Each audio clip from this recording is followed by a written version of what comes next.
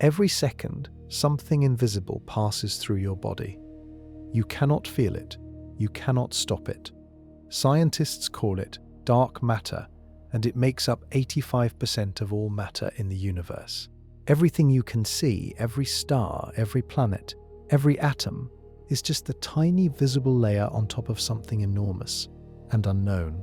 We will travel from a woman who rewrote how galaxies work, to a particle that may not exist, to a hidden universe running parallel to ours right now. If you enjoy the journey, subscribe and drop a like. Now brace yourself. We begin. It was a quiet night at the telescope, and Vera Rubin was about to break physics. The year was 1970. Rubin was studying the Andromeda Galaxy, the closest large galaxy to our own. She was measuring how fast stars move as they orbit around the galaxy's center. The math seemed simple. Stars closer to the middle should move fast. Stars near the outer edge should slow down, the same way the outer planets in our solar system crawl compared to Mercury. Every physicist alive expected that result. It was basic gravity. It was settled science. Rubin's data said something completely different. The stars at the edge of Andromeda were moving just as fast as the stars near the center. Some were even faster. Rubin checked her instruments. She recalculated. She ran the numbers again. The answer kept coming back the same. Edge stars, screaming through space at full speed, with nothing visible to explain why. Here is why that matters. If you spin a ball on a string and cut the string, the ball flies off. Stars near the edge of a galaxy face the same problem. The visible matter in a galaxy, all the stars and gas you can see, does not produce enough gravity to hold those fast-moving outer stars in place. By every calculation, they should fly off into the void. Galaxies should be slowly tearing themselves apart. And yet, every galaxy we observe stays together, perfectly, like something invisible is holding them. Rubin published her findings. Then she studied another galaxy. Same result. Then another. And another. She eventually measured over 200 spiral galaxies across the sky. Every single one showed the same pattern. Outer stars moving too fast. Every galaxy wrapped in something unseen. The scientific world was slow to accept it. The idea felt too strange. You were being asked to believe that most of the universe was made of something no one had ever touched, seen, or detected. Some scientists pushed back hard. Others simply ignored the data for years. But the data did not care about their discomfort. By the early 1980s, the astronomical community had largely come around. The motion of stars in galaxies was real. The math was solid. And the only explanation that fit was a massive invisible structure surrounding every galaxy we can see. Scientists called it a dark matter halo. A shell of invisible mass stretching tens of thousands of light years beyond the last visible star, holding entire galaxies together like a grip no one can see. Think about what that means for a moment. Our own Milky Way sits inside one of these halos right now. The galaxy you live in is wrapped in something science cannot identify. You are, right now, spinning through space inside an invisible structure that outweighs everything you have ever seen in the night sky. Rubin spent the rest of her life fighting for this discovery to be taken seriously. She won. She changed the map of the universe, and she did it by pointing a telescope at a galaxy and refusing to look away when the numbers stopped making sense. But here is the thing, Rubin was not the first person to suspect that something invisible was out there. 40 years earlier, a loud, difficult, brilliant man had already seen the same shadow in the data. Nobody listened to him either. And what he found was even harder to explain. Fritz Zwicky was the kind of scientist who made enemies easily. He was loud. He was arrogant. He called scientists who disagreed with him names that would get you thrown out of a conference today. But he was also, in a way that took decades for anyone to admit, right about almost everything. In 1933, Zwicky was studying a massive collection of galaxies called the Coma Cluster. This cluster sits about 320 million light-years from Earth. It holds over 1,000 galaxies, all of them locked in a gravitational dance, orbiting around a shared center of mass. Zwicky measured how fast individual galaxies were moving through the cluster, and the speeds he recorded stopped him cold. The galaxies were moving too fast. Wildly too fast. If you added up all the visible matter in every galaxy in that cluster, all the stars, all the gas, all the dust, it produced nowhere near enough gravity to keep those galaxies from flying apart. By Zwicky's calculation, the cluster needed roughly 400 times more mass than anyone could see to hold together. 400 times. The visible universe was, according to his numbers, a rounding error. Zwicky called this missing material Dunkel Materie, dark matter. He published his findings in a German science journal, laid out his math carefully, and waited for the scientific world to take notice. They did not. The problem was partly Zwicky himself. He had a reputation for being difficult, and that made it easy to dismiss him. But the bigger problem was the idea itself. Physicists, in the 1930s, were still mapping visible stars and building atomic models. The suggestion that most of the universe was made of something completely invisible and undetectable was simply too far outside the frame of what science thought was possible. So the paper sat, cited occasionally, discussed rarely, mostly ignored. For 40 years, Zwicky kept working. He made other major discoveries, including the first prediction of neutron stars, which were confirmed decades after his death. He kept pointing at the Coma Cluster data, kept insisting the numbers were real, kept being ignored. He died in 1974, the same decade Vera Rubin's galaxy rotation data began forcing the scientific community to confront the same uncomfortable truth he had spotted in 1933. He never got a Nobel Prize. Many historians of science consider it one of the biggest oversights in the history of the award. What makes Zwicky's story genuinely strange is that his method and Rubin's method were measuring completely different things. Zwicky was tracking the motion of whole galaxies across a cluster. Rubin was tracking individual stars inside a single galaxy. Two separate techniques, two separate scales of measurement, and they both kept arriving at the same impossible answer. The universe contains far more mass than anything we can see. That agreement across totally different methods is exactly what made dark matter stop being a fringe idea and start being a serious scientific crisis.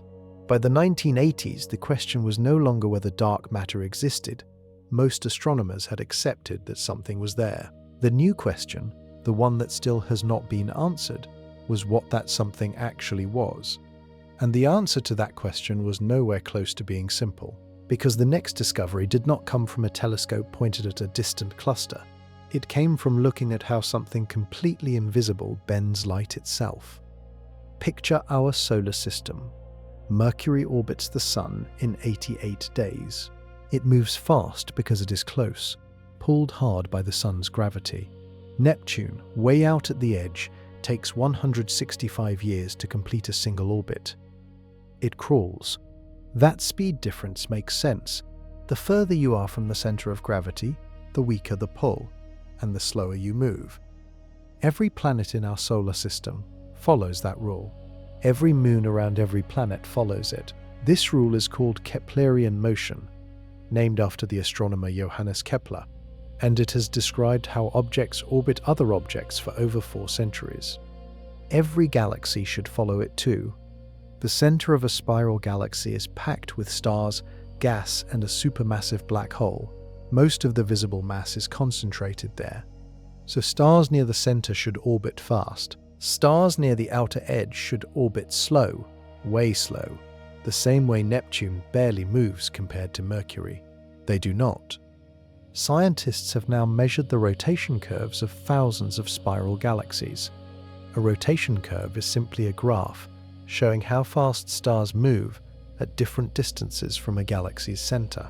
every single curve does the same strange thing. It rises sharply near the center, then flattens out. It stays flat all the way to the edge. Outer stars keep moving at nearly the same speed as inner stars, across distances of tens of thousands of light years. If you plotted what the curve should look like based on visible matter alone, it would drop steeply as you moved outward. The real curve stays flat. The gap between where physics says the curve should go and where it actually goes is enormous. That gap is dark matter. The only explanation that closes the gap is an enormous invisible mass surrounding the galaxy, a halo of something that provides extra gravitational pull at the outer edges, keeping those fast stars from escaping into the void. The halo has to be much larger than the visible galaxy itself. It has to weigh several times more than all the visible stars and gas combined.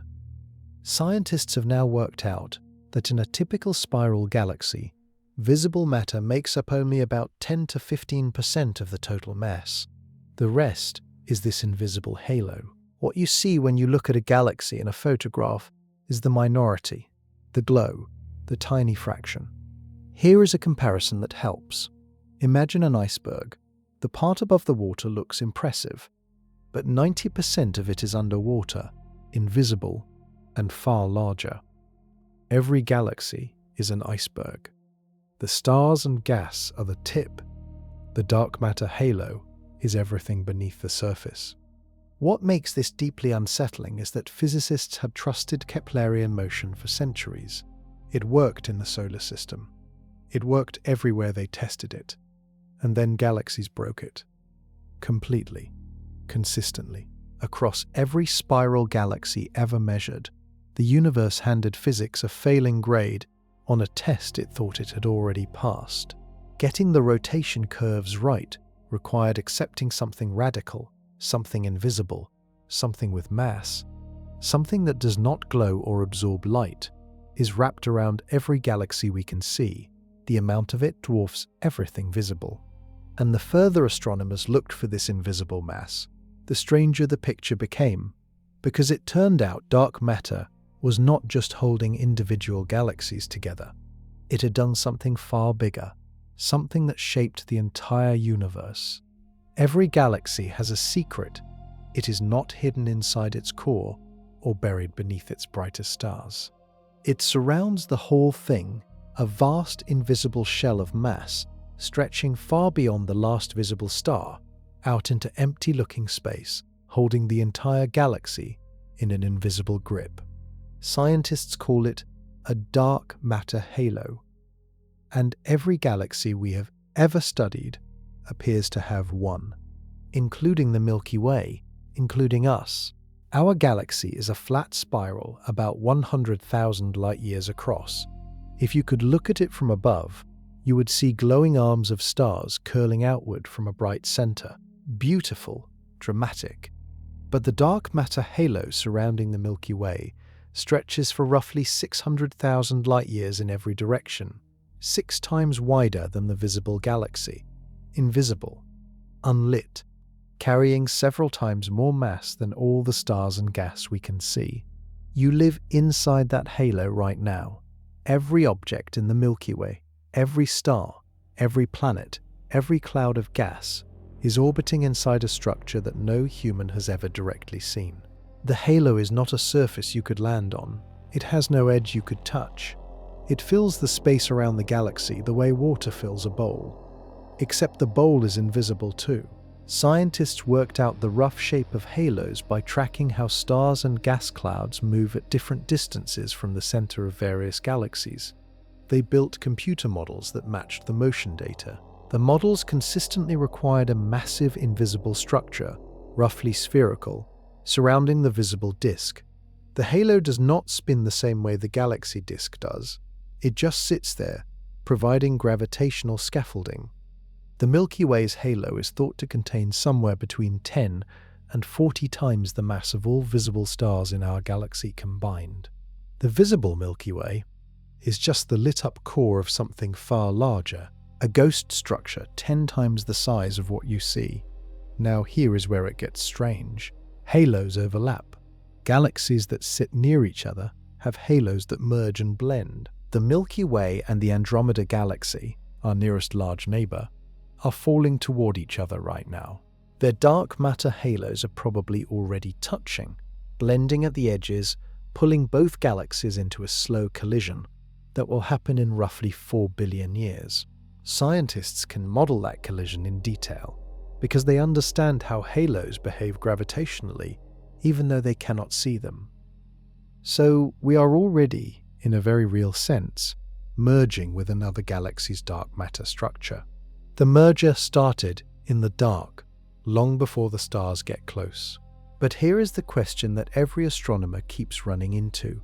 We know halos exist because of what gravity does. We have mapped their rough shape using star motion and computer models. We know they are there the same way you know a black hole is there when you see gas spiraling into nothing. We have zero idea what they are made of. The halo around our galaxy could be filled with particles so light they are barely real, or particles the size of atoms, completely unlike anything in our physics textbooks. Or something stranger still. We are living inside this structure, and we cannot tell you what it is. But some scientists thought they had a very good candidate, and for decades that candidate seemed like the answer. Scientists are not guessing randomly. They have a list, a serious physics-backed list of particles that could, in theory, make up dark matter. Each one on that list fits some of the evidence. Each one also has problems, and so far, every time a search has gone looking for the top candidate, the universe has come up empty. The list starts with WIMPs. WIMP stands for Weakly Interacting Massive Particle. These are hypothetical particles that have mass, that respond to gravity, and that interact with normal matter so weakly that they almost never do. Scientists love WIMPs because they fit neatly into theories that extend our current understanding of particle physics. Several of those theories predicted for independent reasons that a particle with roughly the mass of an iron atom should exist. And a particle at that mass, if it exists, would behave almost exactly the way dark matter behaves. That remarkable match between the particle physics prediction and the cosmology requirement is called the WIMP miracle.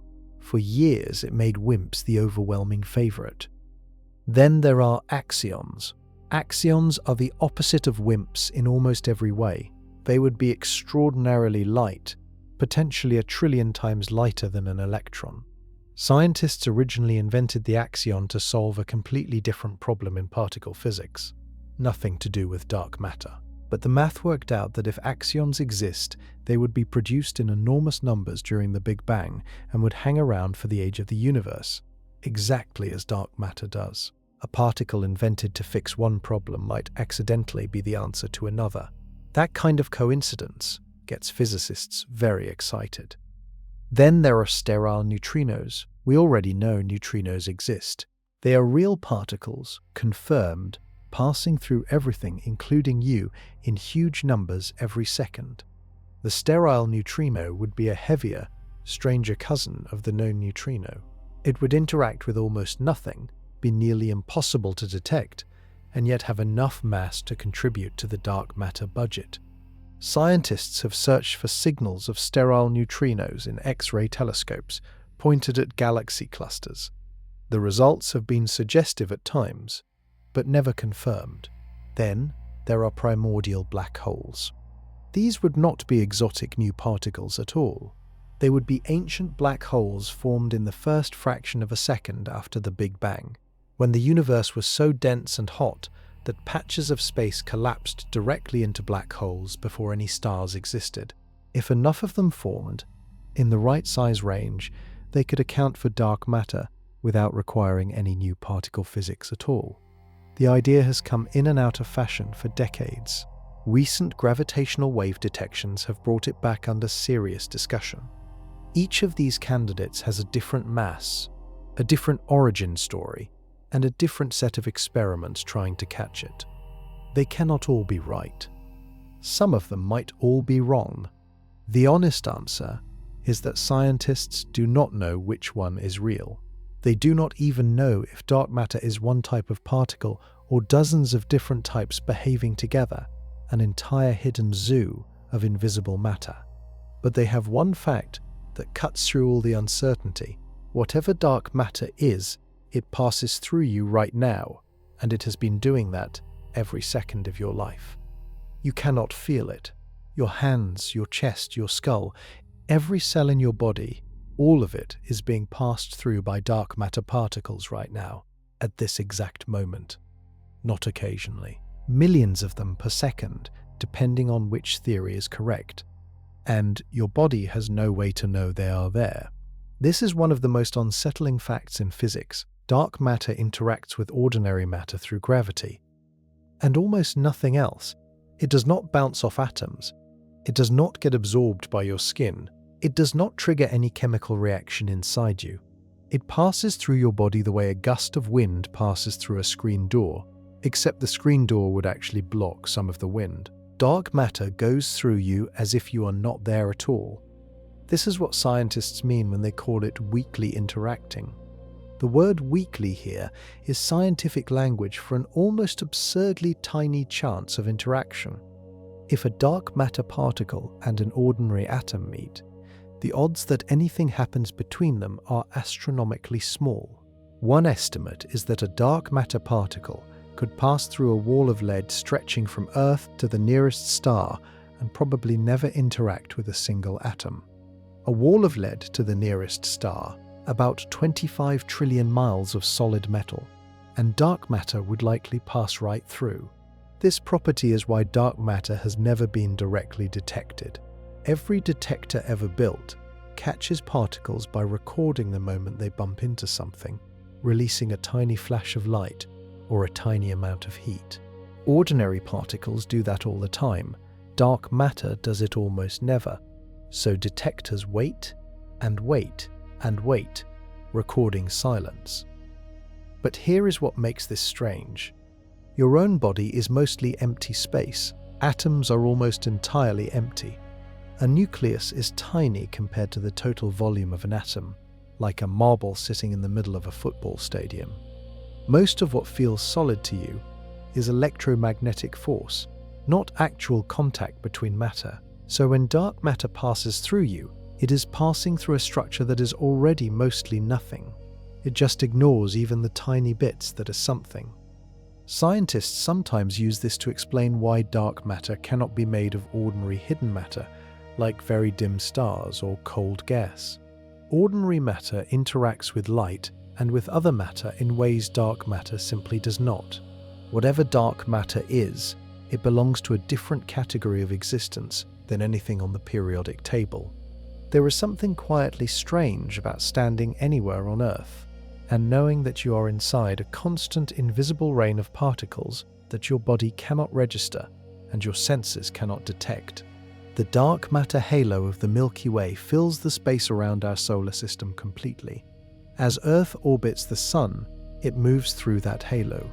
Dark matter streams through the planet, through the air, through buildings, through you, all day, every day. You have never felt it.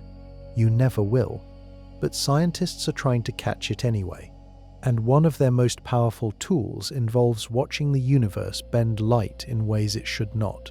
Light travels in straight lines. That is one of the most basic rules in physics. And for most of human history, no one questioned it. Light goes straight. Always. But then Albert Einstein came along and explained that massive objects warp the fabric of space itself, and anything traveling through warped space, including light, follows the curve. A beam of light passing near a very massive object will bend, not because the light is being pulled, but because the space it is traveling through is shaped differently near that mass. Einstein predicted this in 1915. Scientists confirmed it 4 years later by watching starlight bend around the sun during a solar eclipse. The bending matched Einstein's math almost exactly. Gravity bends light. Confirmed. Now here is where it gets powerful. If a massive object sitting between us and a distant galaxy bends the light from that galaxy, the galaxy will appear distorted from our point of view. its image gets stretched, smeared, or multiplied. Sometimes a single background galaxy appears as a ring of light, or several copies of itself, or a long curved arc. These distorted images are the fingerprints of gravity. Scientists can work backward from those distortions. By measuring exactly how stretched or curved a background galaxy's image is, they can calculate how much mass is bending the light, and where that mass is located. They do not need to see the mass directly. They read the gravitational fingerprint it leaves on light. This technique is called gravitational lensing, and it became one of the most important tools in dark matter research. Here is why. When scientists point telescopes at galaxy clusters and map the gravitational lensing patterns, they find that the lensing signal is far stronger than the visible matter can explain. The mass needed to produce those distortions is several times greater than the mass of all the stars and gas in the cluster. The missing mass is dark matter. Its gravity is bending light even though it produces no light of its own. This means we can map dark matter carefully. Astronomers take images of galaxy clusters, measure how much the background galaxies are distorted, and use that data to build a map of where the invisible mass must be. These maps show enormous structures. They reveal halos surrounding individual galaxies and vast clouds of dark matter filling the spaces between galaxies. The maps match, with impressive accuracy, what computer simulations of a dark matter universe predict. One of the most dramatic examples came from two galaxy clusters that had crashed into each other, a collision that created one of the clearest pieces of evidence for dark matter ever collected. In that collision, lensing maps showed that most of the mass had passed straight through the collision zone, separated from the hot gas that slowed down and piled up in the middle. That separation was the key. It showed that whatever dark matter is made of, it does not interact with hot gas the way normal matter does. It just kept going, through the collision, through everything, like nothing was there. That event is called the Bullet Cluster, and it changed the dark matter debate permanently. Two galaxy clusters were on a collision course. This happened billions of years ago, far out in space, roughly 3.8 billion light-years from Earth.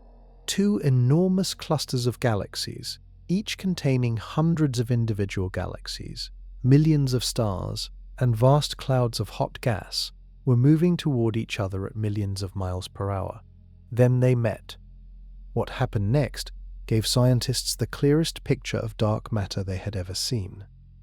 When galaxy clusters collide, the individual galaxies rarely hit each other. Space between stars is so vast that galaxies mostly pass through each other like two swarms of bees flying in opposite directions. But the hot gas between galaxies is different. Gas is a fluid. When two clouds of superheated gas crash into each other at millions of miles per hour, they collide, slow down, and pile up in the middle. They heat up further, reaching temperatures of hundreds of millions of degrees, hot enough to glow in X-rays. Telescopes that detect X-rays can see exactly where the hot gas is. So after the collision, scientists had two ways to find where the mass was. X-ray telescopes showed where the hot gas ended up. Gravitational lensing maps showed where the total mass ended up, including any dark matter. The two maps did not match. The X-ray map showed the hot gas piled up in the center, slowed and compressed by the collision. The lensing map showed two separate clouds of mass, one on each side of the center, positioned where the two clusters had passed through each other. The bulk of the mass had kept going, sailing straight through the collision zone while the gas piled up in the middle. That separation is the evidence. If dark matter was just ordinary matter we had missed counting, it would behave like gas. It would slow down. It would pile up with the rest. Instead, it passed through the collision almost without slowing at all. Something with enormous mass, accounting for most of the total matter in those clusters, sailed right through a catastrophic galactic collision and barely noticed it was happening. That behavior matches exactly what you would expect from a particle that barely interacts with ordinary matter. Dark matter, if it is a particle that ignores electromagnetic force, would pass through the collision the same way dark matter passes through your body every second. Gravity felt, everything else ignored. The bullet cluster is not a computer simulation. It is a photograph of a real collision observed with real telescopes. The separation between the gas and the mass is visible in the actual data.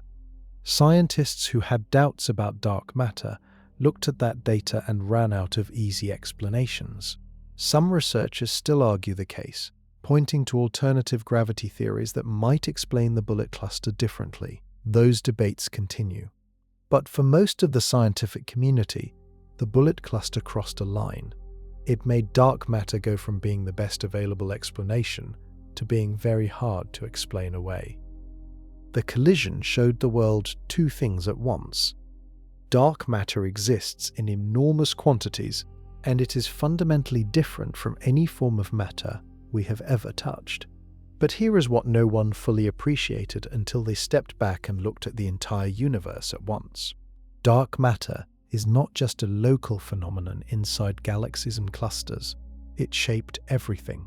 Every structure you have ever seen in the night sky owes its existence to something invisible. Stop for a second and think about what you can observe in the universe. Stars, billions of them in every direction. Galaxies, each containing hundreds of billions of stars. Nebulae, gas clouds, planets, moons, asteroids, comets, all of it adding up to an almost incomprehensible amount of stuff. Astronomers have spent centuries cataloguing it, measuring it, photographing it. All of that, every single thing you can see, every atom that makes up every star and planet and living thing, adds up to about 15% of all the matter in the universe. 15. The other 85% is dark matter. The visible universe, everything in every telescope image ever taken, is the minority. The lights are on in 15% of the room. The rest is full of something you cannot see. Here is a way to feel the scale of that. Imagine you are standing in a giant warehouse. It is packed floor to ceiling with boxes. You can see 15 boxes glowing in the corner. The rest of the warehouse is dark. You know the other boxes are there because the floor is bending under their weight, but you cannot see them, touch them, or open them. You just know they are there because the floor keeps telling you so. That warehouse is the universe. The glowing boxes are everything humans have ever seen, studied, or named. This is not a small correction to our picture of the universe. It is a reversal. For most of human history, we looked at the cosmos and thought we were mapping the main event. Vera Rubin, Fritz Zwicky, and gravitational lensing data told us we had been studying the footnotes. What is strange is that ordinary matter, the stuff everything you know is made of, is actually the weird outlier. The universe built itself mostly out of dark matter. Ordinary matter was the side effect, the afterthought, the tiny minority that happened to clump together in a way that produced light. Planets, life, you, a rounding error in the cosmic budget. Scientists confirmed this picture through multiple independent methods. Galaxy rotation curves pointed to it. Gravitational lensing confirmed it. Studies of the early universe's structure, traced back to patterns in the faint glow of ancient light that still fills the sky, gave the same ratio, around 85% dark matter, around 15% ordinary matter. The number keeps coming back from completely different directions.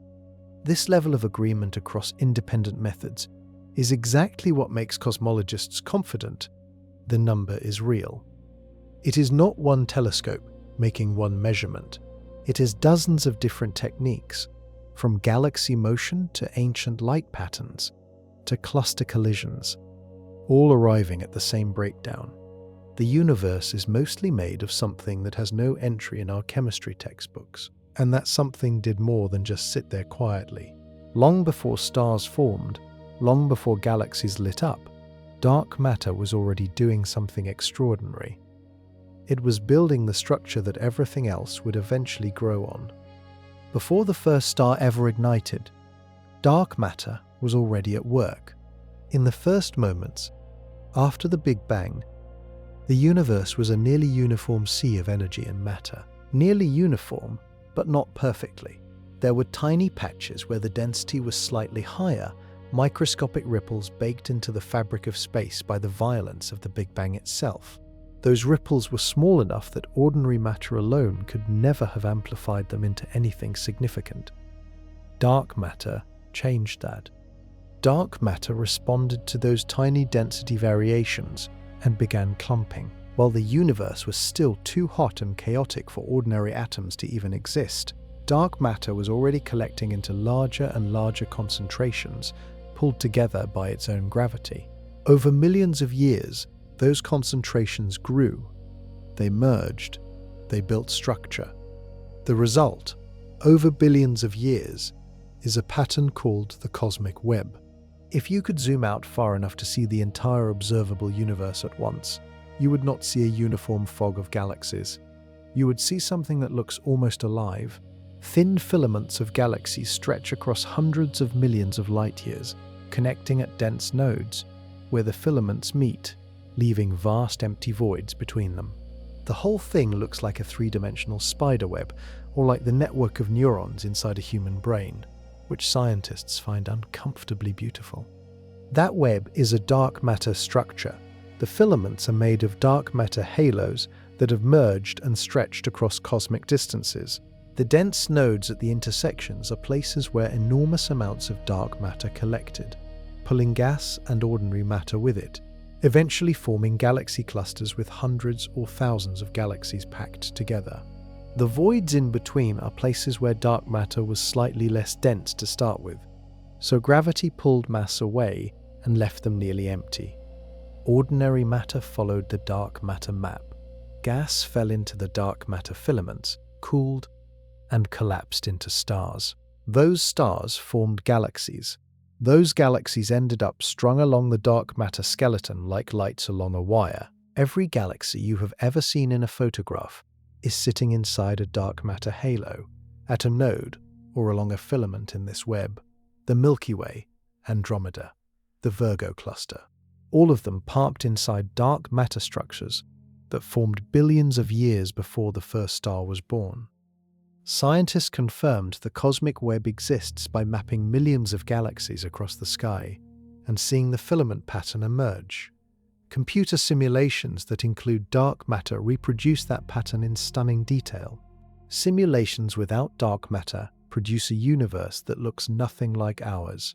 Smooth, featureless, dead. Dark matter did not just affect how individual galaxies spin. It wrote the architecture of the universe itself. And somewhere inside that architecture, woven through every filament, surrounding every halo, sitting invisibly at the core of every structure, is whatever dark matter actually is. For 30 years, physicists were almost certain they knew the answer. They were almost certainly wrong. For decades, physicists had a favorite answer. It was called the WIMP, Weakly Interacting Massive Particle. The name is a mouthful, but the idea is elegant. A WIMP would be a particle with real mass, roughly somewhere between the mass of a proton and a few hundred times the mass of a proton, and it would interact with normal matter only through gravity and the weak nuclear force. Weak force interactions are real, but they happen at almost impossibly short ranges. For practical purposes, a WIMP and an ordinary atom could sit next to each other for millions of years without anything happening. That near invisibility is exactly what dark matter requires. But what made physicists fall deeply in love with WIMPs was something called the WIMP miracle. Here is what the miracle is. Particle physicists, working completely independently on problems having nothing to do with cosmology, built theories in the 1980s that predicted new particles should exist beyond the ones we already know. These theories were trying to fix unrelated problems in the Standard Model, the rulebook of particle physics. And those theories kept spitting out particles with masses and interaction strengths that fell squarely in the WIMP range. Meanwhile, cosmologists working backward from what the universe looks like today calculated that if dark matter had frozen out of the hot early universe in a particular way, it needed to have certain properties. mass in a certain range, interaction strength in a certain range. The two ranges matched almost perfectly. Two completely separate fields of physics, working on different problems, pointed at the same particle. That kind of convergence is rare in science. It felt like a signal. It felt like the universe was giving everyone a hint. The search for WIMPs became one of the most ambitious experimental programs in modern physics. Underground detectors, particle colliders, space-based instruments, all of them aiming at the same target. Scientists built detectors made of ultra-pure materials cooled to temperatures colder than outer space, buried miles underground to block cosmic radiation, and waited for a WIMP to bump into an atomic nucleus and leave a trace. They waited, and waited, and waited. Decades of increasingly sensitive experiments have found nothing. Every generation of detector has been more powerful than the last. Every generation has come up empty. The allowed range where WIMPs could hide has shrunk drastically. Some of the parameter space that seemed most promising in the 1980s and 90s has been ruled out completely. WIMPs might still exist in a corner of parameter space that experiments have not yet reached. Scientists continue searching, but the WIMP miracle has started to feel less miraculous and more like a coincidence that physics got excited about too early. The absence of a signal is itself a discovery. It is telling physicists that if a dark matter particle exists, it hides differently than the most popular theories predicted. And that failure opened a door because sitting quietly at the edge of the search, largely ignored while everyone chased WIMPs, was a completely different kind of candidate. One that was almost impossibly light, almost impossibly strange, and invented originally to solve a problem that had nothing to do with dark matter at all. To catch a particle that ignores almost everything, you have to eliminate almost everything else. That logic drove scientists to build some of the most unusual laboratories on Earth, not in universities, not in city research centers, underground, deep underground, inside mountains, at the bottom of old mines, kilometers beneath the surface of the planet. The reason is noise. Space constantly bombards Earth with particles called cosmic rays. These are protons and other particles moving at near light speed, and when they hit the atmosphere, they create cascades of secondary particles that rain down everywhere. At sea level, cosmic ray particles pass through your body hundreds of times every second. A dark matter detector sitting at the surface would be overwhelmed by this constant bombardment, burying any potential dark matter signal under an avalanche of ordinary particle interactions. Rock absorbs cosmic rays. Enough rock absorbs almost all of them. So scientists went underground. One of the most famous dark matter detectors sits more than a mile underground, inside the former Homestake gold mine in South Dakota. The mine was already historic. In the 1960s, it hosted a pioneering neutrino experiment. When gold mining stopped, physicists moved in. The detector there, part of a project called the Large Underground Xenon Experiment, and its successor, uses enormous tanks of liquid xenon cooled to extremely low temperatures. Xenon is heavy. Its atoms provide a good target. If a dark matter particle ever hit a xenon nucleus, the collision would produce a tiny flash of light and a tiny electrical signal, recorded by sensors lining the tank. The tank is surrounded by layers of shielding. A pool of ultra-pure water absorbs stray radiation from the rock itself. The xenon is purified to a level that makes it one of the cleanest materials ever produced. Scientists remove every possible source of false signals, building a detector so quiet that a single real event would be unmistakable. And then they wait.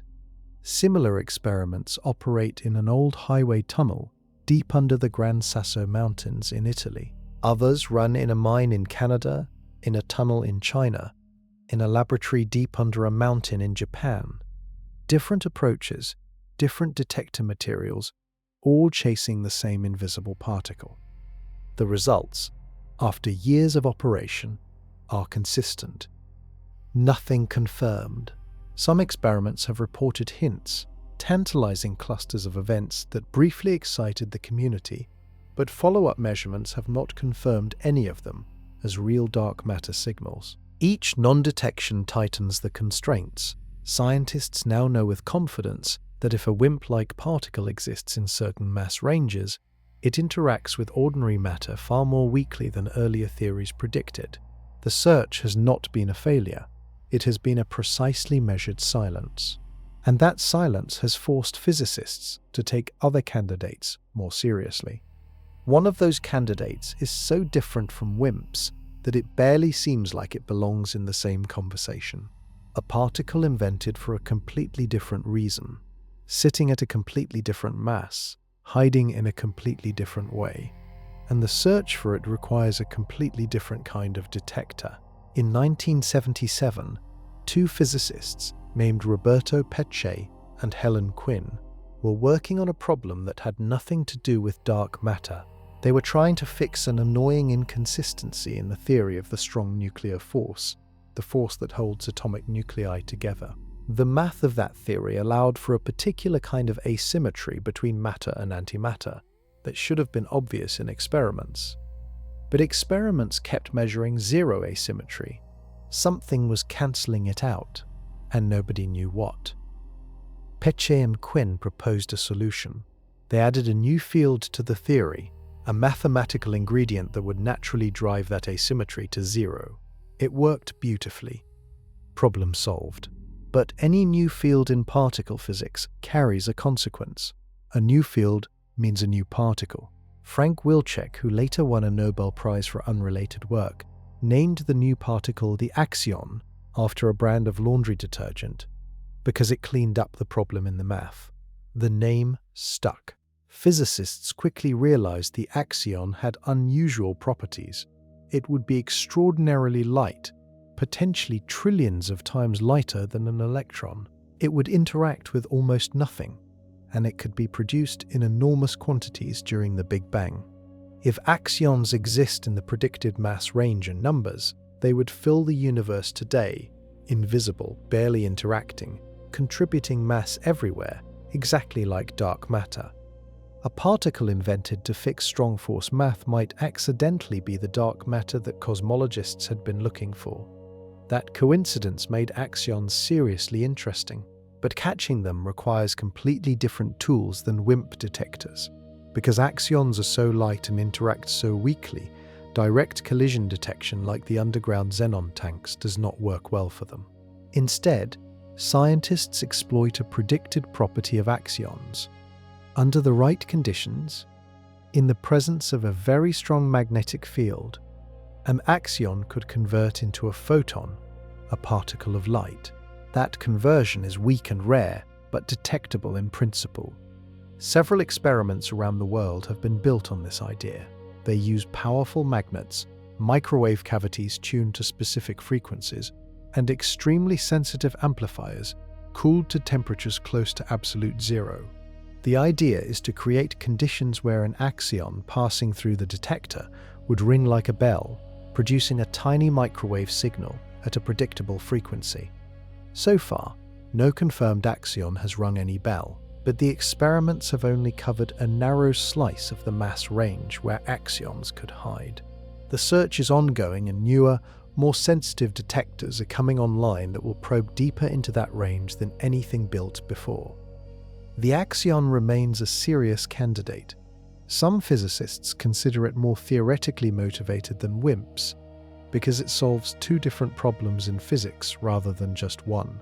Others argue that the mass range is so uncertain that axions could be hiding almost anywhere, and the search might take generations.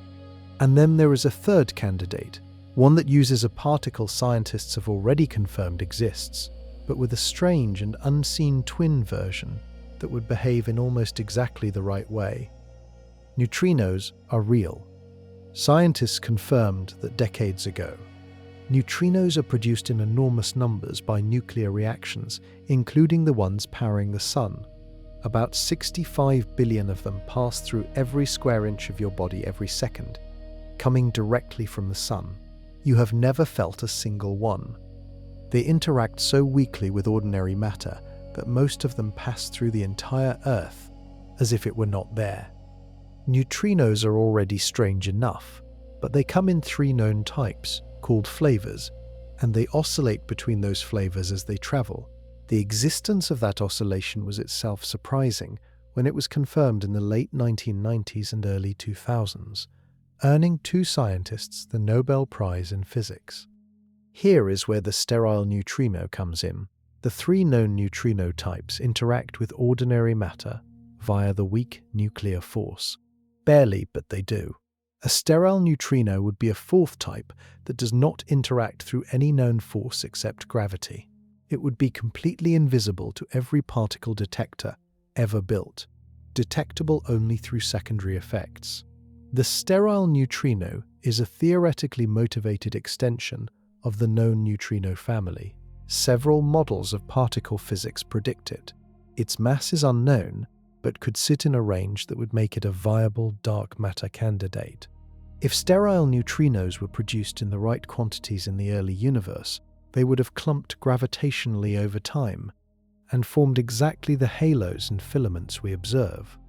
Searching for sterile neutrinos is uniquely difficult because they cannot be caught in the usual way. Instead, scientists search for the signature of their decay. A sterile neutrino, under some models, should occasionally decay into a standard neutrino and a photon with a very specific energy. That decay would show up as a faint X-ray line at a precise wavelength, visible in the X-ray glow from galaxy clusters. In 2014, a team analyzing data from the XMM Newton Space Telescope reported a faint X-ray signal at a suspicious wavelength coming from galaxy clusters and from the center of the Andromeda Galaxy. The signal appeared in the right place to match a sterile neutrino decay. The scientific community went cautious. It could have been an unidentified spectral line from hot plasma. It could have been instrumental noise. Subsequent observations from other telescopes gave mixed results. The signal has neither been confirmed nor fully explained away. The sterile neutrino remains a serious candidate. And unlike WIMPs, the search is not ruled out in the most interesting mass ranges. It is just extremely difficult, but some scientists looked at all these particle candidates and thought differently. What if dark matter was not a new particle at all? What if it was something the universe had already made, very early, very quietly, before stars even existed? Most black holes form from dead stars. A massive star burns through its fuel, its core collapses under its own gravity, and a black hole is born. That process takes millions of years and requires a star to exist first. But there is another kind of black hole, one that formed before any star ever ignited, in the first fractions of a second after the Big Bang itself. These are called primordial black holes. In the earliest moments of the universe, the temperature and density were extreme beyond imagination. Space was packed so tightly with energy that tiny random fluctuations in density could collapse directly into black holes without needing a star as an intermediary. A region just slightly denser than its surroundings could pinch off from the surrounding space and form a black hole spontaneously before the universe had cooled enough for hydrogen atoms to form. If enough primordial black holes formed in the right mass range, they would behave exactly like dark matter. They have mass, they respond to gravity. They do not emit significant light. They would have spread through the early universe and begun clustering, building halos and filaments, contributing to the cosmic web. And unlike exotic new particles, they require no physics beyond what we already understand. They are just black holes. The universe knows how to make those. The idea has gone in and out of fashion for decades. For a long time, most physicists dismissed it because searches for compact objects in the Milky Way came up short. If primordial black holes were everywhere, astronomers expected to see them bending the light of background stars through a process called microlensing. Early microlensing surveys found fewer events than the theory required. Then came the gravitational wave detectors. In 2015, Scientists detected gravitational waves for the first time, ripples in space itself created by two massive black holes merging. The black holes involved were surprisingly massive, around 30 solar masses each, sitting in a mass range that was not expected to be common from ordinary stellar collapse. Some physicists pointed out that those masses fit naturally in the primordial black hole mass range that had not been ruled out by microlensing surveys. Could the black holes being detected by gravitational wave observatories be primordial? The community debated that hard. Some papers supported the idea. Others pointed out that the mass range is constrained from multiple directions, and primordial black holes alone probably cannot account for all of dark matter. The current picture is that primordial black holes might account for some fraction of dark matter, possibly a small fraction, but likely not all of it. They remain a real possibility that observational data has not yet eliminated.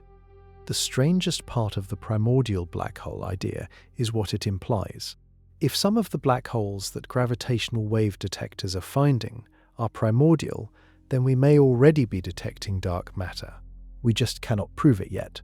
But even that is a relatively conventional idea compared to what comes next, because some physicists do not think dark matter is one thing at all. They think it is a whole world. What if dark matter is not a single particle? What if it is a whole family of particles with its own forces, its own interactions, its own internal physics, running completely parallel to the world we can see and touching our world only through gravity? This idea is called the dark sector, and it has moved from fringe speculation to a serious research direction in modern physics. Here is the thought behind it. Look at ordinary matter. It is not simple. There are quarks, electrons, photons, neutrinos, and more, dozens of particles interacting through multiple forces. The standard model is a whole ecosystem, not a single particle. Why should dark matter be simpler? If 5 times more matter exists in the dark sector than in the visible sector, the dark sector might be at least as complex as what we know. It might be more complex. In a dark sector model, dark matter particles could interact with each other through their own forces that have no effect on ordinary matter and no counterpart in our physics textbooks. There could be a dark photon, a particle like light but invisible and interacting only within the dark sector. There could be dark protons, dark electrons, dark chemistry, happening in ways we will probably never observe directly. If dark matter particles can interact with each other, they can do things single non-interacting particles cannot. They can scatter off each other inside galaxy halos. They can transfer energy and momentum within the dark sector. In certain models, dark matter might even form dark atoms, dark stars, or dark compact objects, structures built entirely from invisible matter. Some models even predict a dark equivalent of the electromagnetic force, which physicists call a dark photon. The dark photon would be the carrier of force in the dark sector, the same way ordinary photons carry the electromagnetic force. Dark photons could potentially mix, at an extremely small rate, with ordinary photons. That tiny mixing could in principle be detected in laboratory experiments, not by catching dark matter directly, but by finding photons that have briefly behaved as dark photons and then converted back. Experiments searching for dark photons are running at particle physics labs around the world. The searches require extreme precision. The mixing rate is expected to be extraordinarily small. So far, no dark photon has been found, but the dark sector idea has survived because it solves a problem that single-particle dark matter models struggle with. At small scales in dwarf galaxies and in the inner regions of galaxy halos, the predictions of simple cold dark matter do not always match observations perfectly. Some of those discrepancies can be reduced if dark matter interacts with itself in ways that smooth out and redistribute the mass distribution in halos. The universe might contain an entire invisible physics, one we cannot see, touch, measure directly, or ever fully understand. We can only read its gravitational signature from the outside. And that invisible world is right here, wrapped around our galaxy, passing through our planet. But not every scientist accepts that dark matter exists at all. Some of them think the problem is something far more fundamental. They think gravity itself might be wrong. The Large Hadron Collider is the biggest science machine ever built. It sits in a circular tunnel 27 kilometers around, buried roughly 300 feet underground near Geneva, Switzerland. Inside that tunnel, protons are accelerated to within a fraction of a percent of the speed of light, traveling around the ring millions of times per second.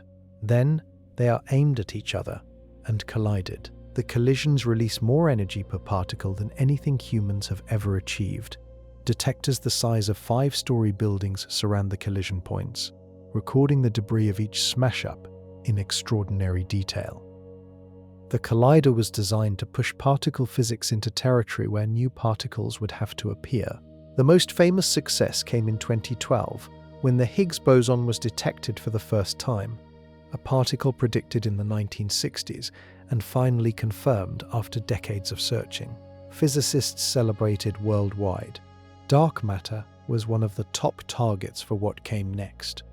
The logic was straightforward. If dark matter particles exist in the WIMP mass range, and if WIMPs interact through the weak nuclear force, then smashing protons together at high enough energies should occasionally produce them. The particles would escape the detector without leaving a signal, because dark matter interacts too weakly to be caught. But the escape would show up as missing energy. Physicists could add up all the energy in the debris from a collision and find that some of it was unaccounted for. The gap would be the dark matter particle, gone and invisible, but measurable by its absence.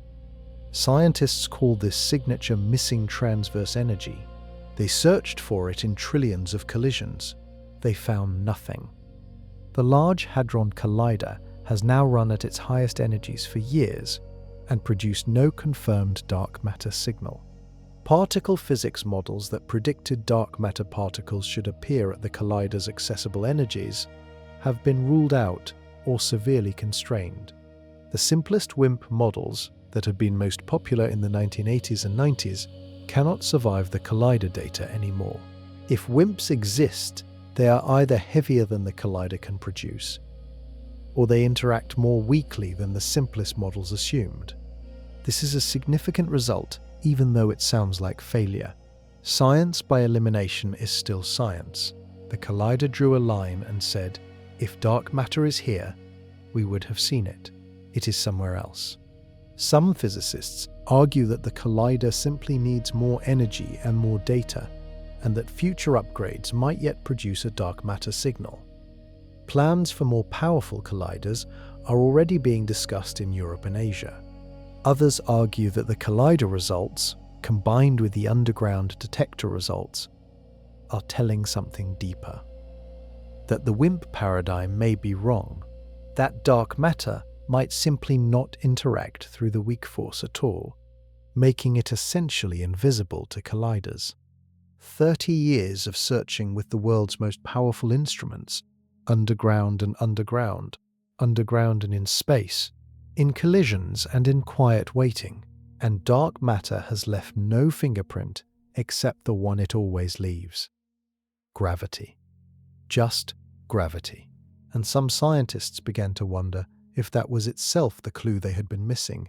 The answer waiting ahead is stranger than a new particle, stranger than a hidden world of dark forces. Some physicists think the entire framework is wrong, starting with the rules of gravity themselves. Cold dark matter built the universe we see. That is the assumption sitting at the center of modern cosmology. Cold in this context does not mean temperature. It means slow. Cold dark matter particles moved slowly compared to the speed of light in the early universe, which allowed them to clump easily under gravity, forming the dense halos and filaments that eventually became galaxies. But what if dark matter particles were born moving fast? That possibility has a name: warm dark matter. Warm particles would have been born in the early universe with enough speed to escape shallow gravitational wells before structure could form. They would still slow down over time as the universe expanded, eventually behaving almost like cold, dark matter on large scales. But in the early universe, their speed would have erased small-scale structure before it could fully develop. The difference between cold and warm dark matter shows up most clearly at the smallest scales. Cold dark matter predicts that the universe should be filled with enormous numbers of small, dense halos, including many satellite galaxies orbiting around large galaxies like the Milky Way. Warm dark matter would erase the smallest halos before they formed, predicting far fewer satellite galaxies at the lowest end of the size range. This matters because astronomers can count satellite galaxies. The Milky Way has dozens of known dwarf satellite galaxies orbiting it. Early cold dark matter simulations predicted hundreds or even thousands should be there. The gap between the prediction and the count became known as the missing satellites problem. For years, it looked like evidence that dark matter might be warm, not cold. Then telescope surveys got better. Astronomers started finding more satellites they had previously missed, faint and small and hard to detect. The number of known Milky Way satellites has grown significantly over the past 2 decades. The missing satellites problem has not disappeared, but it has shrunk. Some of the discrepancy can also be explained by ordinary physics. Supernovae in small galaxies blast out their gas, shutting down star formation and leaving the galaxy too faint to detect, even though the dark matter halo is still there. Still, warm dark matter remains a live option. The most popular candidate for warm dark matter is the sterile neutrino, which sits in a mass range that would make it warm rather than cold. Different mass, different behavior, different predictions for what the small-scale universe should look like. The battle between cold and warm dark matter is ultimately a battle about what the smallest structures in the universe look like, and that battle is being fought with telescopes pointed at the faintest galaxies in the sky. What those faint galaxies are revealing is unexpected in a different direction entirely. Some of them appear to have almost no dark matter at all, and that should be completely impossible. The Milky Way should be surrounded by thousands of smaller galaxies. That is what the simplest version of cold dark matter theory predicts. Every large galaxy should have an enormous swarm of satellite galaxies orbiting it, the gravitational equivalent of a planet, with thousands of moons. When physicists ran their first detailed computer simulations of a cold dark matter universe in the 1990s, they counted the number of satellite halos that should orbit a Milky Way-sized galaxy. The number came back in the hundreds, maybe over 1,000. Astronomers counted the actual satellites of the Milky Way. They found around a dozen clearly visible ones at the time.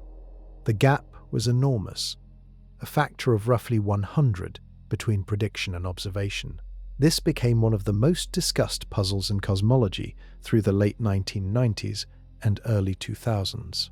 Either the simulations were wrong, meaning cold dark matter had a problem, or there were hundreds of satellite halos with no visible galaxies inside them. That second possibility turned out to be real, at least partly. Small dark matter halos can exist without visible galaxies. Here is why. A small halo does not have much gravity. When the first stars inside it begin to die in supernova explosions, the blasts are powerful enough to push the gas out of the halo entirely. Without gas, no new stars form. The galaxy flickers briefly and goes dark, leaving an invisible dark matter halo with no stars to give it away. The halo is still there. It is just empty and dark. Additionally, during the epoch when the first stars flooded the universe with ultraviolet light, small halos lost their ability to hold on to gas. The radiation heated the gas and expelled it before galaxies could grow. This process, called reionization, would have suppressed galaxy formation in halos below a certain mass threshold. Both effects push in the same direction. Many halos have no galaxies inside them. They are invisible. We cannot count them with telescopes because they emit nothing. But here is the deeper issue. Even accounting for all of that, the match between simulations and observations is still imperfect. Dwarf galaxies that do exist often have different internal structures than cold dark matter simulations predict. The simulations tend to produce halos with very dense concentrated cores. The observed dwarf galaxies often have flatter, more spread out centers. That tension has a name: the core cusp problem.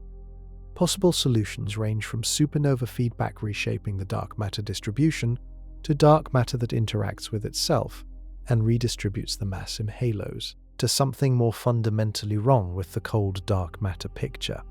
The missing satellites problem is mostly a solved problem now, or at least a manageable one. But the core cusp tension remains active, and it has fed directly into a growing body of evidence for something that should genuinely not exist: a galaxy with almost no dark matter. Before committing fully to an invisible particle, some scientists asked a harder question: what if dark matter does not exist at all? What if the problem is that gravity, at very large scales, does not follow the rules we derived from the solar system? What if the rules of gravity are slightly different when gravitational acceleration becomes very weak, as it is at the outer edges of galaxies? This idea has a name: modified Newtonian dynamics, usually called MOND. An Israeli physicist named Mordechai Milgram proposed it in 1983. The idea is straightforward and bold. Below a certain threshold of gravitational acceleration, much smaller than anything experienced in the solar system, gravity becomes stronger than Newton's law predicts, just a small tweak, only activated at extremely low accelerations. That tweak, if correct, would explain galaxy rotation curves without any dark matter at all. Stars at the edge of a galaxy experience very weak gravitational acceleration. Under standard gravity, they move too fast to be explained by visible matter. Under MOND, their motion is exactly what the modified rule predicts, based on visible matter alone. The flat rotation curves that drove the whole dark matter discussion become natural consequences of the modified gravity rule. No invisible halo required. MOND had an initial success that made physicists pay attention. It predicted a tight relationship between the distribution of visible matter in a galaxy and its rotation curve, with no free parameters. Every galaxy, regardless of size or brightness, should follow the same modified gravity relationship. And when astronomers tested this across dozens of different galaxies, the relationship held with surprising precision. That predictive power was genuinely impressive. Dark matter models have a harder time naturally explaining why the relationship is so tight. But MOND struggled to scale up. Galaxy clusters contain far more missing mass than galaxy rotation curves alone, and MOND cannot fully account for it without adding some form of dark matter back in, usually a different type involving known particles like neutrinos. The bullet cluster is a particular problem. The separation between the gas and the mass in that collision is difficult to explain with modified gravity, and much more naturally fits a dark matter particle that passed through the collision uninhibited. Several theorists have built more sophisticated extensions of MOND that try to handle these problems. Some of them are serious relativistic theories, not just empirical tweaks. They involve new fields, new equations, new predictions for gravitational waves and cosmology. None has fully matched dark matter's ability to explain the complete package of evidence simultaneously, from rotation curves to lensing to the cosmic microwave background to structure formation to cluster behavior. Modified gravity remains a minority view among cosmologists, but its success in predicting galaxy rotation curve relationships keeps it alive as a challenge to the dark matter paradigm. And what it exposed is something important. Dark matter theory has a precision problem at small scales. Something is not perfectly clean. Whether the fix is dark matter that interacts with itself, warm dark matter, feedback from supernovae, or something deeper in the rules of gravity, the small-scale universe is still telling physicists that the story is not finished. And then came a discovery that made everything stranger. Modified gravity has one test it cannot pass: the bullet cluster. In that collision between two galaxy clusters, The key observation was the separation between where the hot gas ended up and where the total mass ended up. The gas slowed down and piled up in the middle of the collision zone. The mass kept going, appearing on both sides, far from the center. Modified gravity theories predict that where the mass is, the gravity is. The two are inseparable. Mass and gravity are the same thing expressed differently. There is no room in modified gravity for mass to be in one location while the gravitational signal comes from somewhere else. But in the bullet cluster, the lensing signal, which measures where the gravity is strongest, does not line up with where the hot gas is. The gravity is sitting offset from the ordinary matter. For modified gravity, that offset is extremely hard to explain. For dark matter, it is automatic. The dark matter sailed through the collision, carrying its mass and its gravitational pull with it, while the gas stayed behind. Some modified gravity theorists have tried to rescue the framework by invoking unseen neutrinos clustered in the collision zone. If enough neutrino mass was present, it could partially account for the lensing signal without requiring a new particle. But the numbers required push into ranges that other observations disfavor. The fix creates new problems. Modified gravity also runs into serious difficulties when trying to explain the cosmic microwave background. This is the faint glow of ancient light that fills the sky in every direction. A snapshot of the universe when it was around 380,000 years old. The pattern of temperature variations in that ancient glow contains detailed information about the composition of the early universe. Dark matter models fit those patterns precisely. Modified gravity theories have struggled to reproduce the same detailed match without quietly sneaking in some form of dark matter anyway. The cosmic web adds another problem. The pattern of galaxy filaments stretching across hundreds of millions of light years, the large-scale structure of the universe, is reproduced with impressive accuracy by dark matter simulations. Modified gravity simulations have a harder time producing the right structure without additional assumptions. None of this kills modified gravity permanently. Science does not work by complete elimination. Modified gravity researchers continue developing more sophisticated theories and testing them against new data. Some versions make predictions that upcoming telescopes will be able to test directly. But for most cosmologists, the bullet cluster, the cosmic microwave background pattern, and the structure of the cosmic web together form an argument that is difficult to dismiss. Dark matter fits more naturally. It requires fewer patches, and the simplest version of it, cold particles interacting only through gravity and possibly a weak force, gets a remarkable amount right without trying too hard. The problem is that simplest version has never been caught. And while the debate over dark matter versus modified gravity continued, astronomers stumbled across an object that confused everyone equally. A galaxy that appeared to have lost almost all of its dark matter. A galaxy that by any reasonable calculation should not exist. Making a map of something you cannot see sounds impossible. It is not. Astronomers have spent decades building detailed maps of dark matter across the universe, using nothing but the way gravity distorts light. The process works because every mass curves space, and curved space bends the path of any light passing through it. A dark matter halo surrounding a galaxy cluster will curve space around it, distorting the shapes of background galaxies billions of light-years further away. The distortion is small. A background galaxy that is intrinsically circular will be stretched into a slightly elongated oval by the gravitational influence of a dark matter halo along the line of sight. A single galaxy image is too noisy to trust. Any individual galaxy could be elongated for many reasons. But if you look at thousands of background galaxies in the same patch of sky, and they are all slightly elongated in the same direction, that pattern is not a coincidence. It is the gravitational fingerprint of the mass between us and them. This technique, called weak gravitational lensing, is one of the most powerful tools in modern cosmology.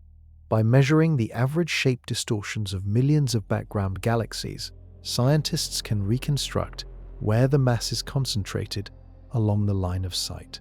The result is a two-dimensional projection of all the mass visible and invisible, in that patch of sky. Dark matter maps built this way reveal structures invisible to any other instrument.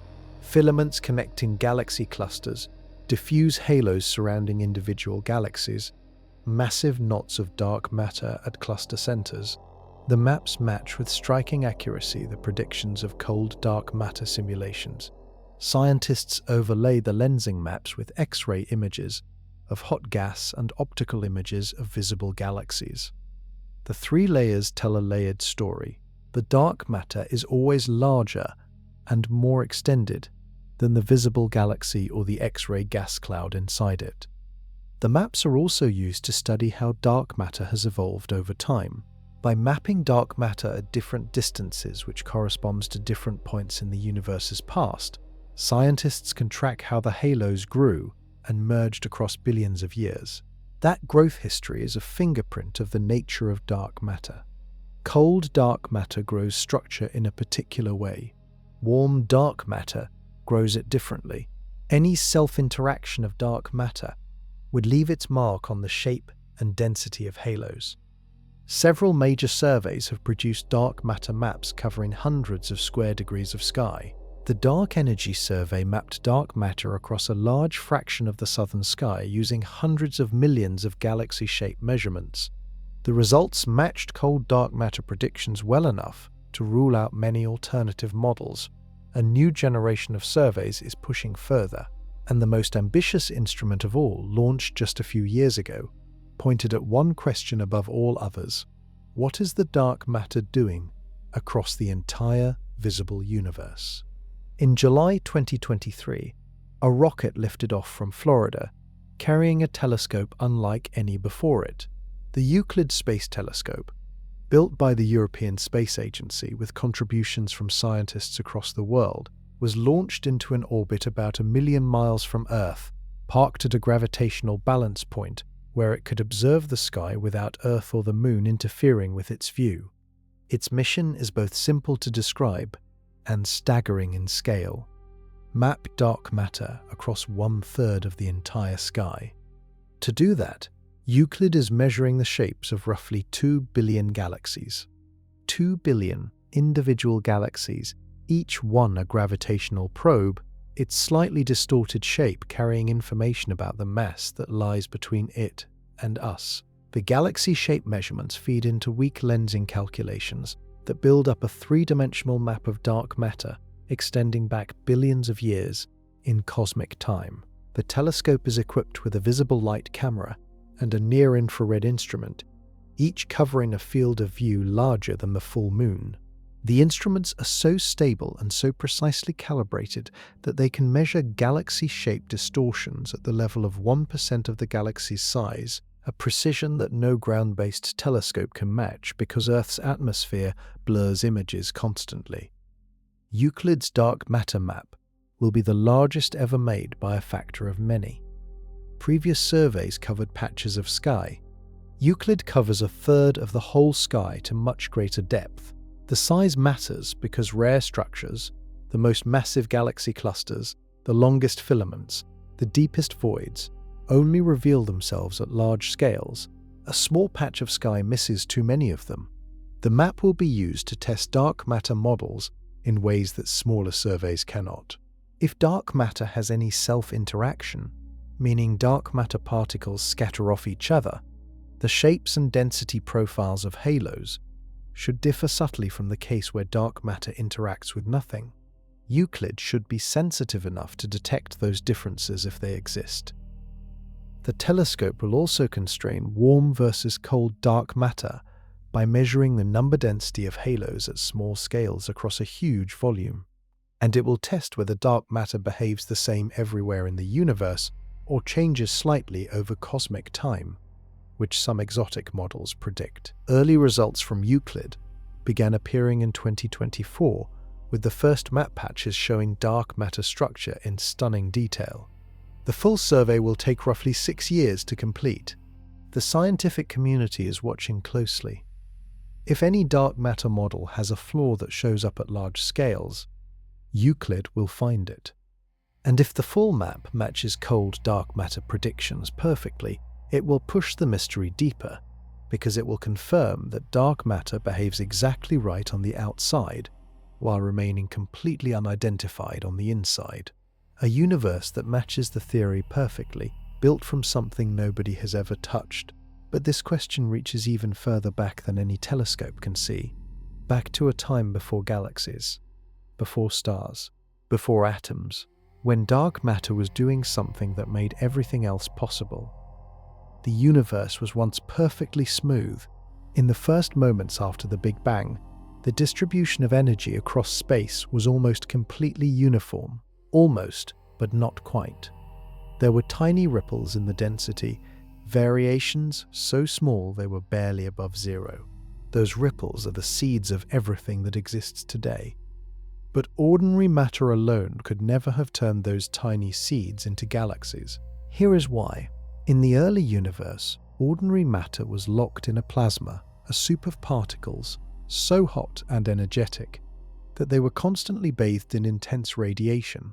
That radiation pushed back against any attempt by ordinary matter to clump together under gravity. Every time a region of slightly higher density began to pull in more matter, the radiation pressure blew it apart again. Ordinary matter spent the first 380,000 years of the universe's history unable to collapse into structure. Dark matter does not interact with radiation at all. While ordinary matter was being held in place by radiation pressure, dark matter was already clumping. Those tiny density ripples grew in the dark sector. Dark matter halos formed in the radiation-dominated universe, slowly accumulating mass, building gravitational wells that grew deeper over millions of years. The dark matter kept clumping, while ordinary matter was still stuck in its plasma prison. Then, 380,000 years after the Big Bang, the universe cooled enough for electrons and protons to combine into neutral hydrogen atoms. The radiation pressure dropped suddenly. Ordinary matter was released, and it immediately began falling into the gravitational wells that dark matter had already spent hundreds of thousands of years carving out. Without those pre-existing wells, ordinary matter would have had almost nothing to collapse into. The density variations from the Big Bang were too small. Ordinary matter falling toward its own slightly denser regions would have been slowed by radiation and pressure, and would have taken far too long to form anything compact. The first stars would have been delayed by billions of years, maybe never forming at all. With dark matter's pre-built gravitational scaffolding, ordinary matter had deep wells to fall into. It fell fast. Stars ignited, galaxies formed, the cosmic web took shape. Every star in the universe owes its existence to dark matter having clumped first. Every planet, every molecule of oxygen you breathe, every atom that makes up your body, they all exist because dark matter spent the first hundreds of thousands of years of the universe building the framework that made ordinary matter's story possible. You are the side effect of dark matter doing its job. That is a strange sentence to sit with, but the physics supports it. Remove dark matter from the early universe and run the simulation forward. The result is a universe of thin, nearly featureless gas. No galaxies, no stars, no planets, no chemistry, no life. The invisible stuff that no one has ever directly detected is the reason anything at all exists. And that relationship between dark matter and structure cuts right to the heart of the most uncomfortable tension in all of modern science. Modern physics rests on two pillars. The first pillar is the standard model of particle physics. It describes every known particle and every known force, except gravity, and it does so with extraordinary precision. The predictions it makes have been confirmed to many decimal places. It is one of the most tested and successful theories in the history of science. The second pillar is the standard model of cosmology, known as Lambda CDM. It describes the composition and evolution of the universe, and it fits an enormous range of observations, from the cosmic microwave background to the large-scale structure, to the expansion history of the universe. It is also one of the most successful frameworks in science. Both models need dark matter. The cosmological model needs dark matter to build structure, explain rotation curves, and match the patterns in the ancient light. Without dark matter in the equations, lambda CDM falls apart at almost every observational test. The particle physics model needs an extension, new particles beyond what the standard model currently includes, to provide the dark matter that cosmology demands. Every particle in the standard model has been accounted for. None of them behaves like dark matter. So dark matter requires something new, something that particle physics experiments should in principle be able to find. And yet, particle physics keeps coming up empty. This is the tension. Cosmology is certain something is there because the gravitational effects are measured to high precision across enormous scales and independent methods. Particle physics cannot find the particle responsible. Two pillars of modern science are pointing at the same mystery from opposite sides of a wall, and neither has been able to break through. The tension goes deeper. Within cosmology, there is a separate growing discrepancy called the Hubble tension. Two different methods for measuring how fast the universe is expanding give answers that disagree with each other at a level that has only grown as measurements have improved. Some physicists think new physics, possibly involving dark matter or a related sector, might be behind that discrepancy. Others think it is a measurement problem that will eventually be resolved. The standard model has been extended before. Neutrino masses were not in the original version, but were added when experiments demanded it. Extensions for dark matter are not unprecedented in principle, but the number of searches that have come up empty is unprecedented. WIMPs not found, axions not found, sterile neutrinos not confirmed, underground detector silence continuing. Something is fundamentally off about how physicists have been thinking about this.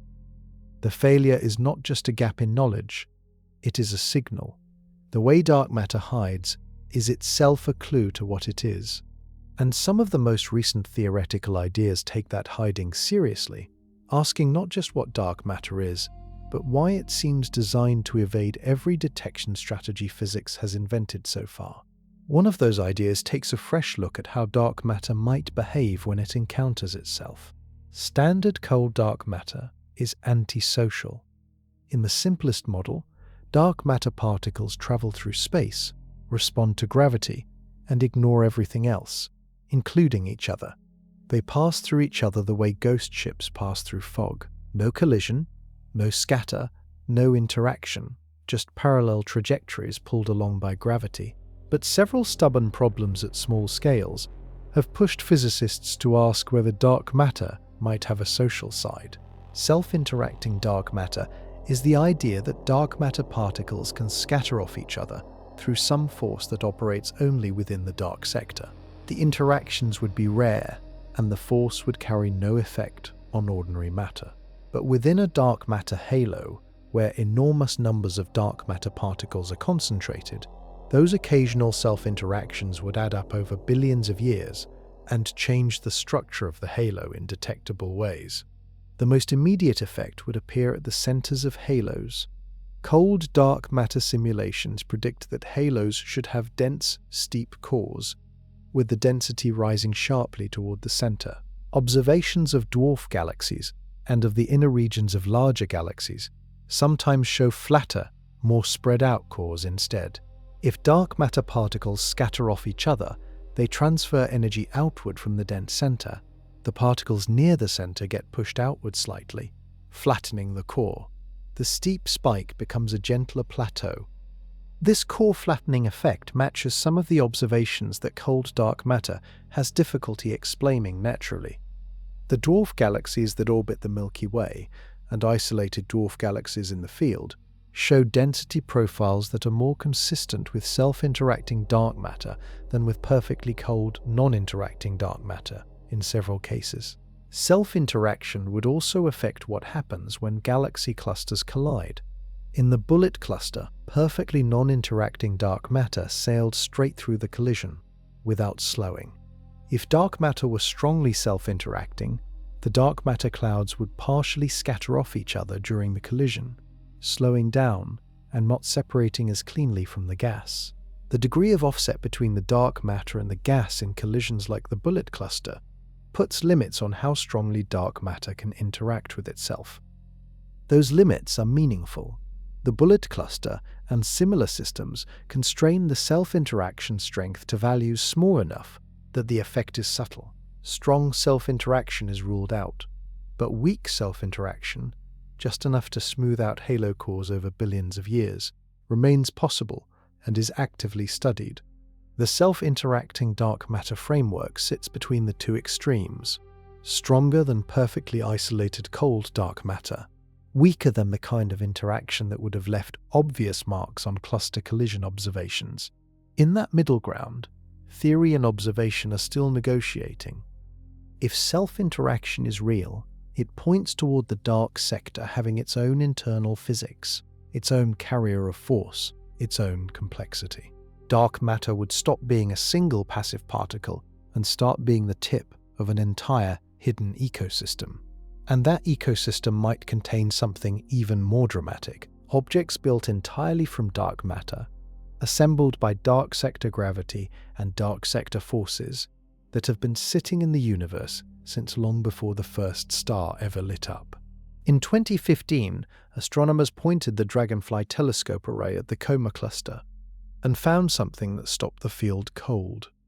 A galaxy the size of the Milky Way, spread across an area as large as our own galaxy, but containing only 1% as many stars. A vast, ghostly smear of faint light with almost nothing inside it. Scientists called it an ultra-diffuse galaxy, and then they found hundreds more. Ultra-diffuse galaxies are extremely faint and extremely large. They stretch across tens of thousands of light years, but hold so few stars that they are nearly invisible. They look like something erased a normal galaxy, but forgot to remove the outline. The dark matter question hit immediately. Every large galaxy scientists had ever studied was dominated by dark matter. The dark matter halo outweighed the visible stars many times over. That was the whole point of decades of research. So what was holding these ultra-diffuse galaxies together? With so few stars and so much volume, the ordinary matter alone was nowhere near enough. Some ultra-diffuse galaxies, when scientists measured their star velocities, showed exactly the kind of motion expected if they sat inside a normal dark matter halo for their size. The dark matter was there. The stars had simply failed to accumulate in large numbers, leaving a normal halo surrounding an abnormally sparse visible galaxy. These objects fit into the dark matter framework. Unusual, but explicable. Then in 2018, another ultra-diffuse galaxy called NGC 1052 DF2 provided a completely different answer. Scientists measured the velocities of globular clusters orbiting inside it. Globular clusters are tight balls of hundreds of thousands of stars, and their orbital speeds reflect the total mass of the galaxy they orbit. The velocities came back shockingly low, almost too low to believe. The analysis suggested this galaxy had little to no dark matter. The stars and clusters were moving as if the galaxy contained only the visible matter, with no invisible halo at all. That result landed like a shock in the astronomy community. A galaxy with no dark matter, an object whose existence, under every expectation from dark matter theory, seemed impossible. Some researchers immediately challenged the measurement. Alternative interpretations of the data were proposed. Other teams reanalyzed the same data and came to different conclusions. The debate was intense, and it is still not fully resolved, but more ultra-diffuse galaxies with apparently low dark matter have since been identified. The debate is no longer about whether any of them exist. It is about what fraction have low dark matter, how extreme the deficit can get, and what mechanism could strip a galaxy of its dark matter while leaving its stars behind. Some models invoke tidal stripping. A close encounter with a much larger galaxy could gravitationally pull the dark matter halo away while leaving the stars intact, because dark matter halos are more extended and loosely bound than the stellar core. Other models suggest these galaxies formed in unusual environments where dark matter never concentrated efficiently. If dark matter can be stripped from a galaxy, that tells scientists something important. Dark matter halos are not permanent fixtures. They are dynamic structures. They can be pulled, reshaped, and potentially removed by the gravitational violence of nearby objects. That dynamism cuts both ways. It means dark matter is real and responsive. And it means the universe is doing things with dark matter that no simple model fully predicted. What happens when dark matter is left completely alone, undisturbed, for the entire age of the universe? Most particles in physics are not permanent. A free neutron, left outside an atomic nucleus, decays into a proton, an electron, and an antineutrino in about 15 minutes. Many particles in the Standard Model decay in fractions of a second. The question of whether dark matter is permanent is one that theoretical physics cannot answer without knowing what dark matter actually is. Some models predict that dark matter particles are completely stable. They have been around since the first seconds of the universe and will persist for longer than the age of the cosmos. Other models predict that dark matter has a finite lifetime, decaying extremely slowly over timescales far longer than the current age of the universe, but still finite. If dark matter decays, it produces something: a photon, a neutrino, a pair of particles from the Standard Model, and that decay product, in principle, could be detected. The signature scientists search for is a faint glow from regions where dark matter is concentrated. Galaxy clusters hold enormous amounts of dark matter in small volumes. If dark matter decays at a constant rate per particle, the cluster should produce a steady trickle of decay products. Those products, if they include photons, would appear as a faint spectral line at a specific energy determined by the dark matter particle's mass. The sterile neutrino search mentioned earlier is exactly this kind of decay search. The X-ray line reported in 2014 from multiple galaxy clusters was interpreted by some researchers as a possible dark matter decay signal.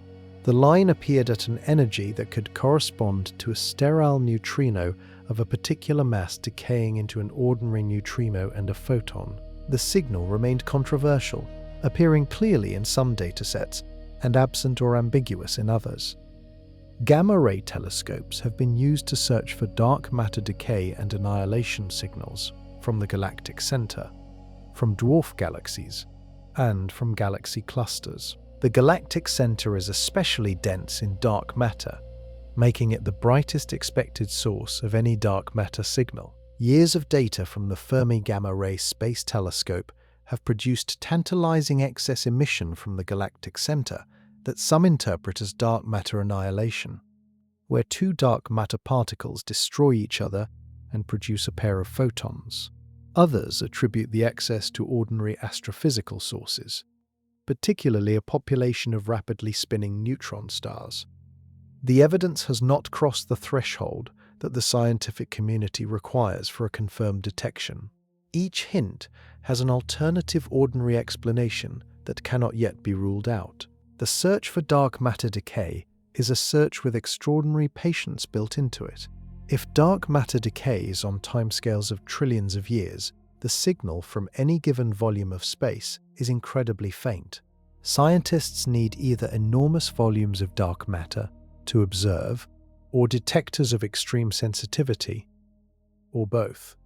The next generation of X-ray and gamma-ray space telescopes will push this search significantly further. And if a confirmed spectral line with no ordinary astrophysical source ever appears, it would be one of the most significant discoveries in the history of science. A particle creating a ripple of light as it dies, after waiting silently for the entire age of the universe. But finding that signal requires something even more daring than waiting for dark matter to decay. Some scientists decided to look not into space, but backward in time, to the very first stars the universe ever made. The silence is the most important result in the field. Decades of underground detectors, trillions of collisions at the world's biggest particle accelerator, multiple generations of axion experiments, searches for sterile neutrino decay lines, searches for gamma-ray excess from annihilation, every approach has produced no confirmed detection. That collective silence has narrowed the possibilities in ways that are genuinely useful, even if the answer remains out of reach. The underground xenon detectors have eliminated the existence of WIMP-like particles across a broad range of masses and interaction strengths. The space that remains where a classic WIMP could hide is dramatically smaller than it was in 2000.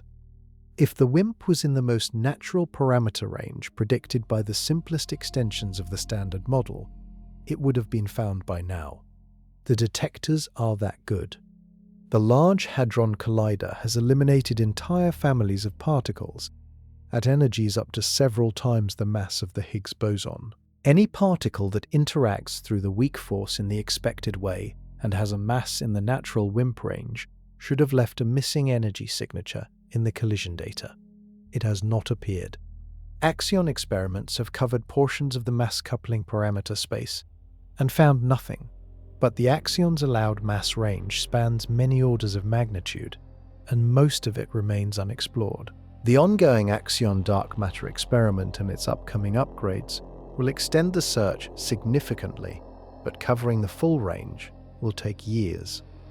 What the combined silence is telling physicists is that dark matter, whatever it is, either interacts with ordinary matter far more weakly than the most natural models predicted, or it has a mass outside the ranges that current experiments can probe, or it interacts in a way that existing detectors are simply not designed to see. Each of those possibilities points toward different future experiments.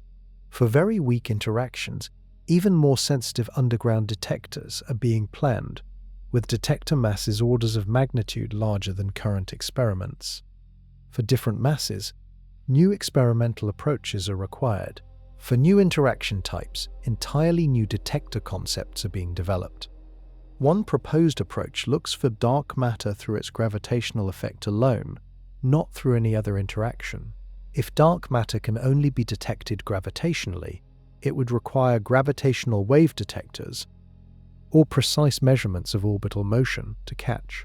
This would make dark matter one of the most difficult things in the universe to study directly, detectable only through its influence on space itself. The next generation of experiments will push into territory that current instruments cannot reach. Some of them are already under construction. Others are in the design phase.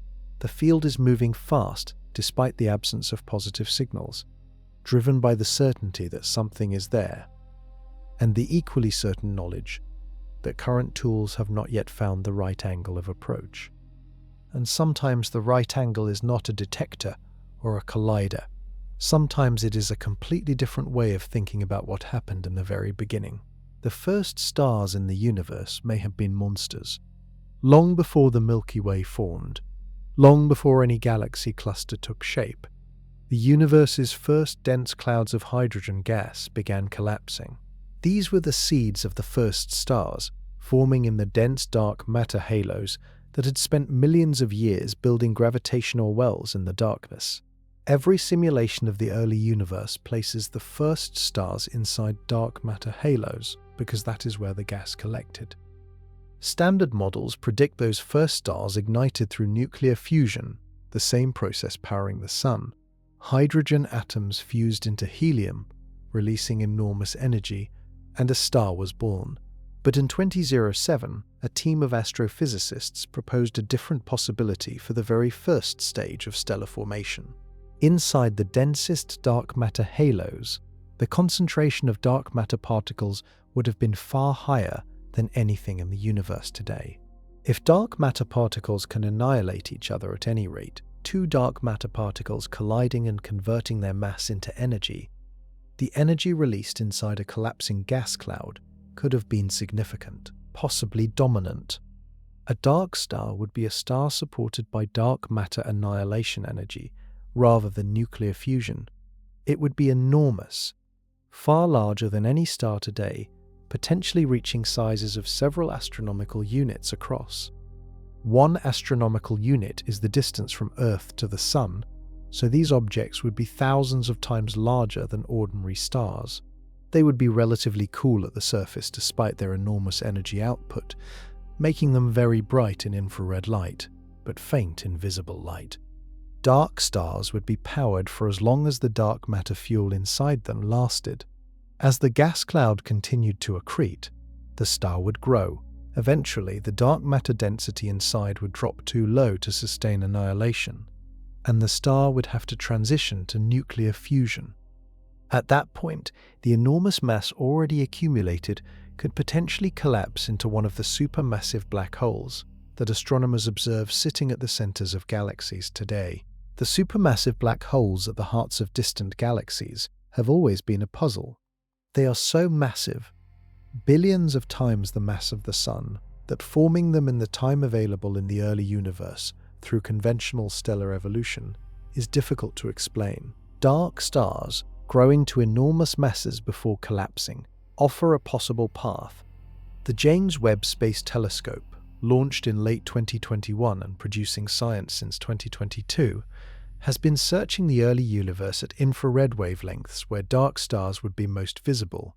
Some candidate objects have been identified as possible dark star signatures, though the detections are preliminary and alternative explanations exist.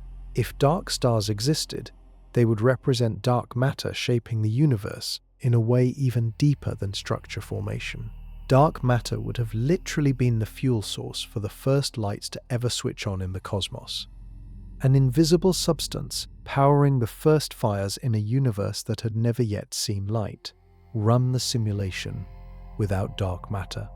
See what happens. Cosmological simulations are powerful tools. You can adjust the initial conditions and watch what the universe becomes under different rules. Remove dark matter from the equations and press play. The universe grows old without structure. In the first hundreds of millions of years, the gas that ordinary matter provides spreads thinly through space. There are no deep gravitational wells waiting for it. The tiny density variations left by the Big Bang are too small, and radiation pressure kept ordinary matter from clumping on its own during the critical early period. Without dark matter halos to fall into, the gas disperses instead of concentrating. Stars form, eventually. Gravity still works, but they form much later, much more slowly, and in far smaller numbers. The first stars appear billions of years later than they did in our universe. They are smaller, their host structures are smaller, and the process of building galaxies drags out across timescales that the universe does not have room for before its eventual fate. The cosmic web does not form. The filaments of galaxies stretching across hundreds of millions of light-years never emerge. Instead, the universe looks roughly the same everywhere, a thin, faint, nearly featureless fog of gas with occasional small stellar clusters.